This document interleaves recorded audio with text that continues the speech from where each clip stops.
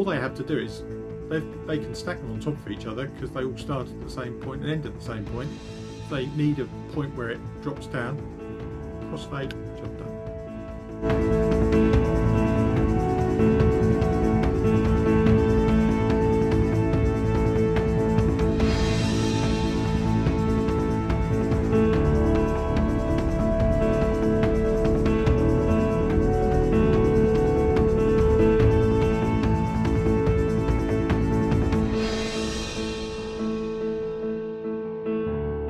Hi, how are you doing? Welcome to another Music Monday. Today we're going to look at the practicalities of submitting cues and what's the difference between a stem and an alt mix. So we're first going to think about who are you actually creating music for. Then what does a music supervisor or editor actually need? A quick think about what stems and alts are and how they're named, and then we'll have a quick demo in Logic and I'll show you how I would create stems and alts for a track. So who are you creating music for? In the production music world, it could be a variety of people. It could just be for you, it could be for your friends, and then specifically for the actual music, it could be used in an advert, a documentary, reality TV show, blockbuster film. Who knows? So who is your target? Well, it's all of them. You don't know where your music is going to end up if you are submitting to a music library. That's their job. Their job is to take your music and pitch it to someone who needs it. So a music supervisor works as part of a massive team when putting a production together. So you've got the actual film that needs to be filmed. Then there's the dialogue that's recorded. So all the speaking. Then you've got Foley or sound effects.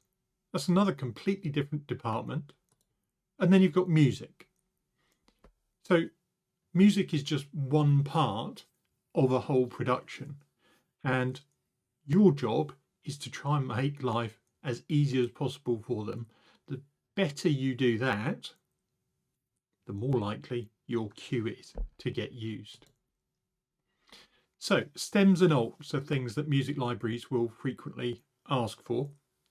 Sometimes they will ask for a stems or an alt, sometimes both. All you have to do is know what they mean so that you can respond when you're asked for them. So a stem is short for stereo mix. That's all it means. An alt is an alternate version. So stems have names like a string stem, brass, synths, percussion stem, effects, cymbals. Okay, those are stem, typical sort of stem names, a individual set of instruments. Alternate tracks, apart from your full mix, you will hear things like a narrative, so that's a full mix without a melody. A bed, it's a narrative but stripped down even further. You might have a drum and bass mix. They might ask for a 30-second mix because that's typical in advertising. They are very strictly 30 seconds long. A bumper is another common one. That's normally about 15 seconds. And a sting is a 5-second-ish sort of cue that a music editor can take and pretty much slot on at any part during your cue. That's why the general rule when doing production music cues is to keep in the same key, the same emotion, and just build throughout the cue. Okay, let's have a look at creating some stems and alts in Logic. Okay, Welcome to Logic.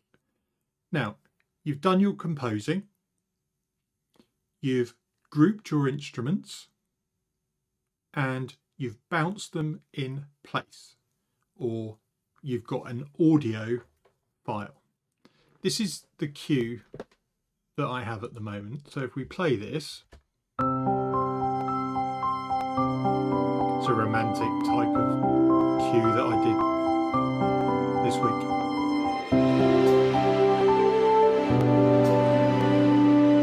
So you can see everything's stacked up on top of each other.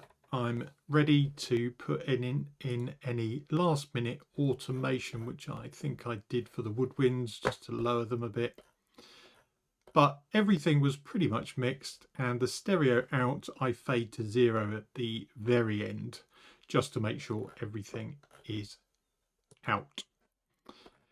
So at this point, I've pretty much got my stems sorted, because in the composing and the mix down into these bounce in place audio files, the pianos are ready to go. So if I mute everything except the piano and play sort of in the middle of the track, I only have piano. Perfect. What I do now, bounce that and call it Hang On to Love, I've called this, and then in brackets I would put piano. So that's the first stem. Next one, bass. Literally unmute it and bounce it. In brackets, bass. And you just go down each of the different sections that you've created. Make sure they are all the same length. Even if there is no bass at the beginning, you don't want to be going and messing with the timeline. Every track needs to be the same length, so that in theory you will roughly get the full mix by stacking each of the stereo mixes on top of each other. It's not quite perfect because of any mastering effects that you may have, but it's pretty close, and it's what libraries would like you to do. If you are asked for alt versions, the full mix is the full length with everything in.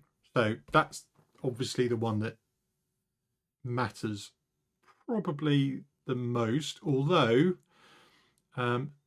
narratives can equally get used a lot, as can drum and bass sections. So if I was going to bounce this out as a narrative, I would get rid of the brass, because if we listen to that, it is leading the tune.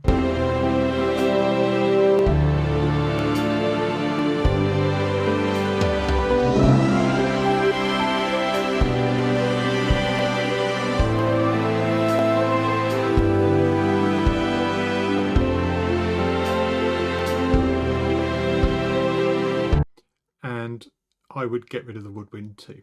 So literally mute the woodwind and the brass for this particular track. I would bounce that and call it narrative.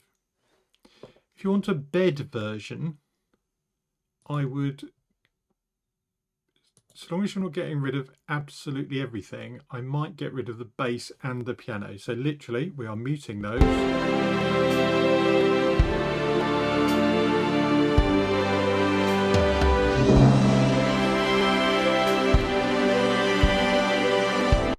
Okay, so that would be a bed. You could do a second bed without the strings.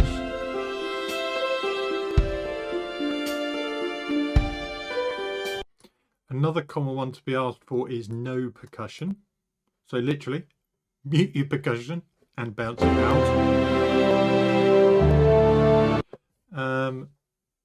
And another common one is drum and bass. So if I was doing that for this track, there's only going to be some percussion, some little hits here and there, and the bass only comes in the last third. Even though that is a very sparse mix, and if you've been asked for it, do it. It is the drums, it is the bass, and it is the same length as the rest of the tracks. The reason for that is an editor may have multiple versions of your track and want to crossfade them themselves so that effectively they can drop out the percussion just to drum and bass, or just to your narrative or your bed, and all they have to do is they can stack them on top of each other because they all start at the same point and end at the same point. If they need a point where it drops down, crossfade, job done. And that is how you do stems and alts. Thanks for watching. I hope you found that useful.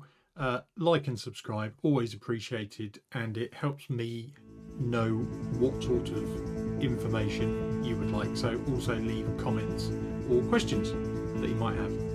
Have a lovely rest of your day. Bye for now.